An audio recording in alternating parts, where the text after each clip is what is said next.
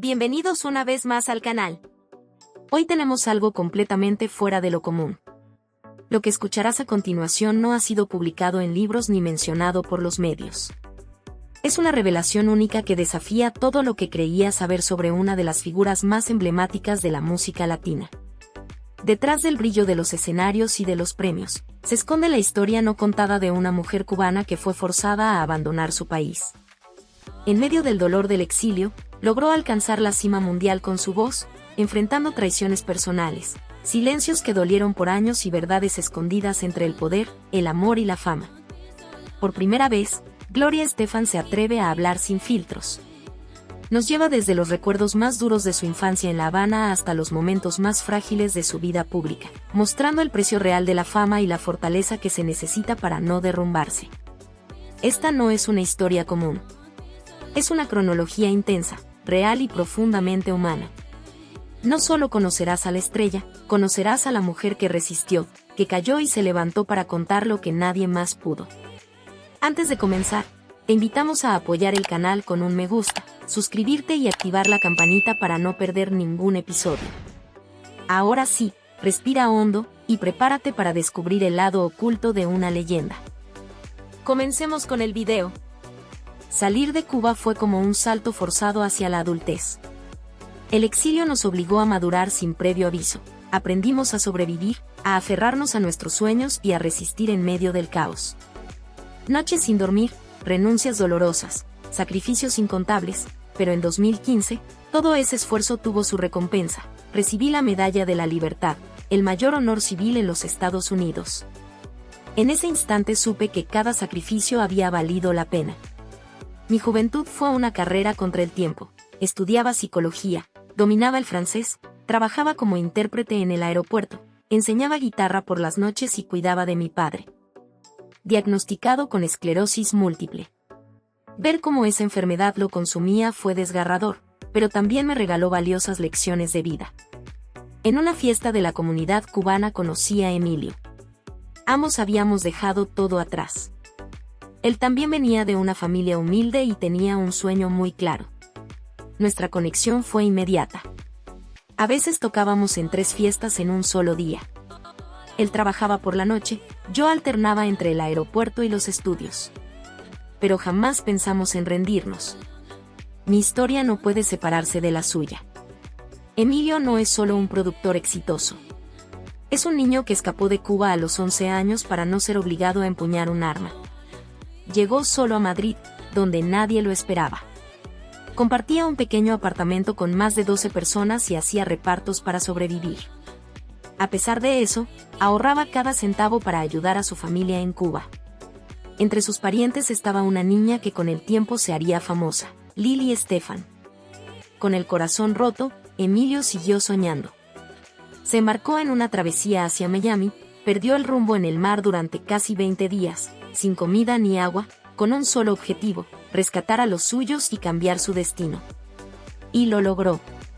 En 1977, con un acordeón en mano y mucha esperanza en el alma, formó una banda junto a músicos cubanos como Luis Serrano y Roddy Martínez.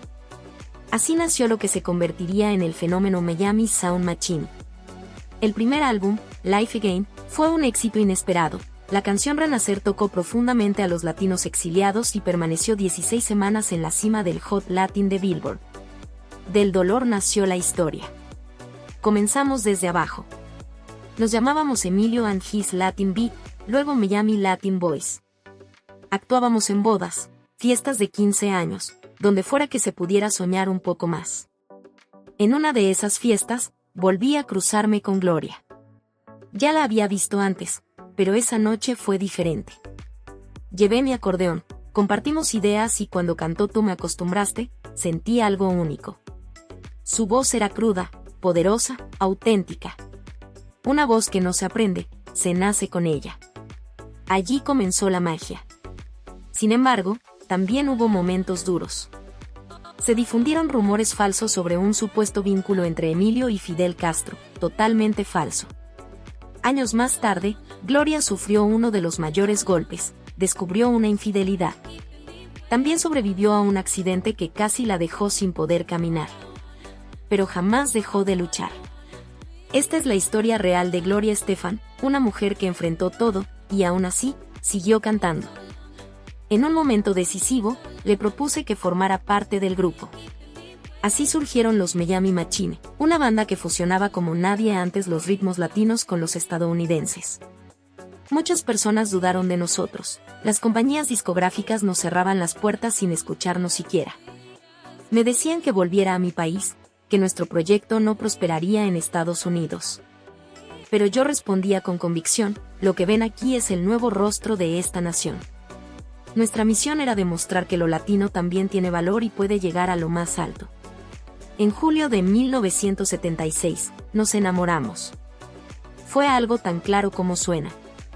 Yo fui su primer y único novio. Recuerdo haberle dicho, hoy es mi cumpleaños, ¿me vas a dar un beso? Ese beso cambió el rumbo de nuestras vidas. 2 años después, en septiembre de 1978, nos casamos. Desde entonces, no solo compartimos un hogar, sino un propósito común, mostrar al mundo lo que una pareja cubana unida por el amor y la música puede lograr. Nunca fui de callarme. Siempre expresé mi opinión, y mi postura contra el régimen cubano nunca fue un secreto. Mientras muchos preferían esconderse, yo gritaba mi verdad en cada entrevista y en cada escenario, sin temor a las consecuencias. Aunque muchos mayores murieron sin ver una Cuba libre, yo sigo creyendo. Creo en la perseverancia, en amar lo que haces y en ser fiel a esa pasión. De hecho, fui una alumna sobresaliente. Tan destacada que tuve la oportunidad de estudiar Derecho Internacional en la Sorbona, París. ¿Te imaginas? París. Pero el corazón ganó. Ya estaba entregada al sueño que compartía con Emilio. Me quedé. Nos casamos en febrero de 1978 y comenzó una intensa aventura. Nuestra música comenzó a evolucionar.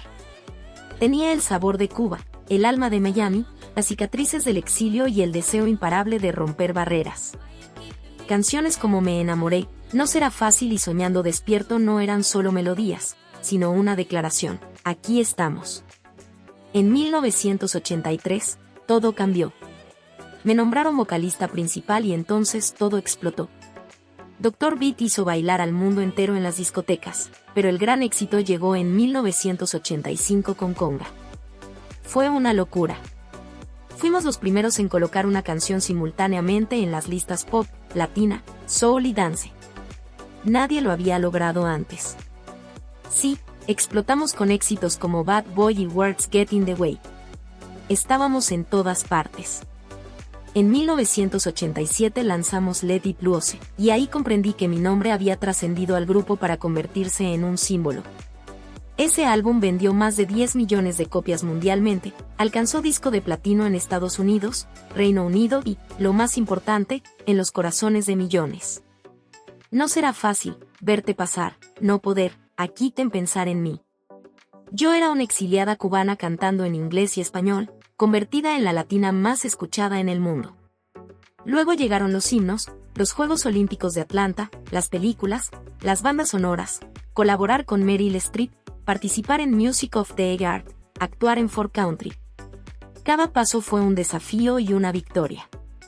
Muchos intentaron borrar mi historia y silenciar mis raíces, pero no lo lograron, porque mi voz, que comenzó en un coro de iglesia en Miami, se transformó en la voz de quienes tuvieron que partir. De los que sueñan con regresar y de los que, como yo, nunca olvidaron sus orígenes. En 1989 tomé una decisión crucial. Cat's Was fue oficialmente mi primer álbum en solitario, aunque aún figurábamos como Gloria Estefan and Miami Sound Machine. Esta etapa marcó un cambio profundo. Sentí que tenía algo más íntimo que expresar. Si voy a perderte, Get on Your Feet, Here We Are, no solo éxitos, sino confesiones del alma. Y, por supuesto, también estaba Oye mi canto, una canción que compuse junto a Jorge Casas y Klaus Tualdi que, sin querer, se convirtió en un grito de libertad. Fue tan poderosa que Fidel Castro la prohibió en toda Cuba. Eso dolió, pero a la vez confirmó que estábamos haciendo ruido donde realmente importaba. Años después lanzamos Cuba Libre, que tampoco fue bien recibido. Pero Emilio y yo sabíamos lo que significaba vivir en el exilio, y teníamos claro que nuestra música siempre sería nuestra bandera. Miami nos regaló una voz que utilizamos para representar a quienes no podían hacerlo por sí mismos. Pero el golpe más duro no vino de la política, sino de la vida misma, que nos sacudió inesperadamente. En 1990, después de una presentación en la Casa Blanca, todo parecía ir perfecto.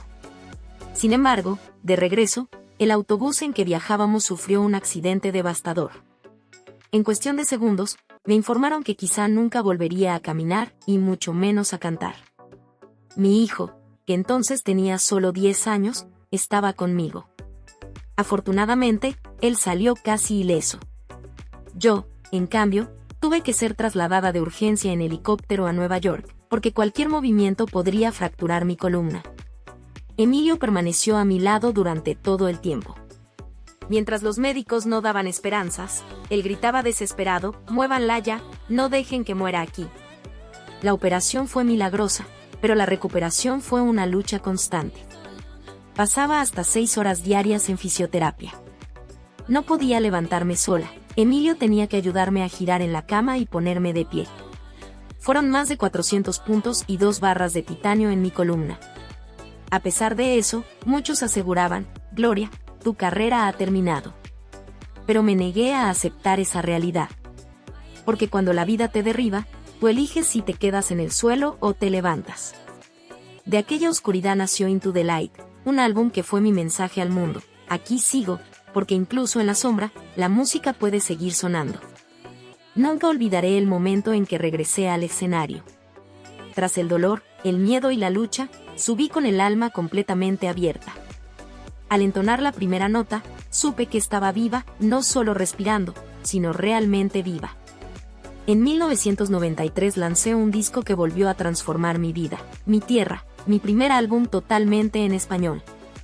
Fue un retorno lleno de emoción, una carta de amor a mis raíces, mi infancia, mi gente y a esa tierra que no podía pisar pero que siempre llevaba dentro. El álbum fue abrazado mundialmente, vendiendo más de 8 millones de copias. Canciones como Mi Tierra, Ayer, Montuno y Qué Rico el Mambo difundieron mi esencia por todo el planeta. Pero si hay una canción que aún me conmueve profundamente cada vez que la canto, es Con los años que me quedan, escrita junto a Emilio. Habla de amor, sí, pero también de resistencia y de nuestra esencia. Porque más allá de ser esposos, siempre fuimos un equipo. Juntos enfrentamos escándalos, crisis, rumores e incluso intentos públicos de separarnos. Y aquí seguimos, más unidos que nunca. Cuando un modelo venezolano acusó a Emilio de acoso, no dudé en defenderlo. Lo conozco bien, si alguien ha estado a mi lado en cada caída y en cada renacer, ese es él. Dicen que dominamos la industria latina en Miami. Lo único que sé es que hemos trabajado sin descanso durante décadas. A Jennifer López le regalé la canción Let's Get Loud. Porque en este mundo no se trata solo de brillar, sino de encender luces para los demás. En 1995 lanzamos Abriendo Puertas y en 1996 Destiny, un álbum que incluyó uno de mis himnos más poderosos, Rich. Con esa canción llegamos hasta la base naval de Guantánamo. Cantar allí, frente a los soldados y tan cerca de mi Cuba, fue una experiencia inolvidable. Sentí que cada palabra abrazaba mi isla. Y claro, no me detuve. En 1998 lancé Gloria, un álbum diferente, lleno de ritmos house y dance, porque sí, me encanta reinventarme. Canciones como No te olvidaré, Solo pienso en ti y Don't Let This Moment mostraron que, aunque caiga, siempre encuentro nuevas formas de vivir, cantar y bailar. Al comenzar el nuevo milenio, sentí un renacer. Con Alma Caribeña ganamos un Grammy. Fue un disco nacido del alma, con temas como Me duele perderte y No me dejes de querer, compuestos entre el amor y la herida. Fue hermoso ver cómo el mundo conectó con esas canciones. En 2003 decidí hacer algo totalmente distinto, un álbum acústico, íntimo, sin adornos, solo música pura, tal como la siento hoy. Una de mis favoritas fue escrita por Gianmarco, con esa esencia folclórica peruana que me cautivó.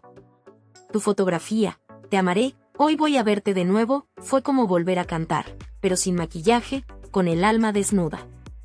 En un punto de mi vida, sentí la necesidad de detenerme. Fue en 2004 cuando decidí anunciar mi retiro de los escenarios mediante una carta. No fue porque quisiera desaparecer, sino porque mi familia se convirtió en mi prioridad principal. Después del accidente, los médicos me dijeron que sería casi imposible tener otro hijo. Sin embargo, la vida me sorprendió una vez más con la llegada de Emily. Emily llegó como un regalo inesperado. Hoy en día, su camino es totalmente distinto al mío. Ella es puro rock. Combina una fortaleza increíble con una sensibilidad que me deja sin palabras. Eso me llena de emoción porque sé que está forjando su propio destino, lejos de seguir mis huellas. Aunque me alejé de los reflectores, nunca dejé de lado la música. Continué grabando, colaborando y participando en eventos especiales. Canciones como No llores y Ahora quién, aún conmueven al público, porque cuando la música nace desde la verdad, permanece para siempre. En 2015, nuestra historia se presentó en Broadway con On Your Feet. Verme representada en el escenario fue algo extraño pero profundamente emotivo. Allí se narraba la historia de dos cubanos que dejaron todo para perseguir un sueño. Poder inspirar a nuevas generaciones con eso no tiene precio. Al año siguiente, la muerte de Fidel Castro desató muchas emociones en mí. Compartí un mensaje, no por rencor, sino para cerrar un ciclo. La vida en el exilio y las heridas que nunca sanaron del todo hicieron que ese momento tuviera un significado muy especial. Durante la pandemia, en 2020, lancé Brasil 305, un proyecto que fusionó mis raíces latinas con la alegría brasileña. El álbum trajo nuevos ritmos y versiones diferentes, actuando como un puente entre Brasil y el 305 de Miami, que siempre será mi hogar. Al reflexionar sobre todo lo vivido, aún me cuesta creerlo. Más de 120 millones de discos vendidos, una estrella en el Paseo de la Fama, varios premios Grammy. Pero lo que realmente valoro es haber permanecido fiel a mí misma. Si alguna vez me recuerdan, que sea por cantar con alma, por expresar mis pensamientos y por nunca perder la fe.